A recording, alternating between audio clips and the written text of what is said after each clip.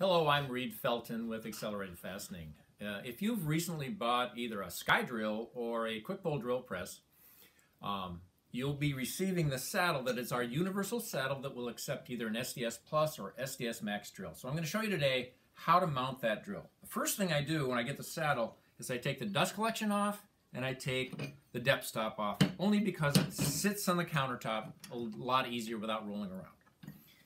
Then there's a couple screws in the back, loosen those so it slides back and forth. Take it all the way out and extend it all the way. Before you start with the drill, put a cable tie on it to fix the trigger, because the trigger or the drill will be actuated by the control on the SkyDrill stand. Put the chuck, lift this V-block up, put the chuck in. Then grab your U-bolt, which you've already taken out, and slide that back and put it, slide the whole drill back and slide the assembly back together. And now you can tighten up these V-blocks. I'm just using a 1/2-inch nut driver here. It's pretty simple. You don't have to over tighten. Just snug should do the job.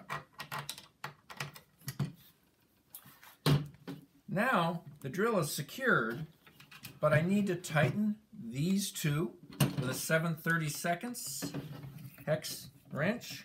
There's one, there's two.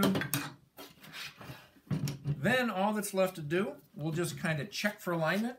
It actually looks pretty straight with no shims or anything else in it. I would put the washers on here, then tighten up these nylock nuts, and your drill is secured in our universal saddle. So I hope that's helpful for you. Thanks so much.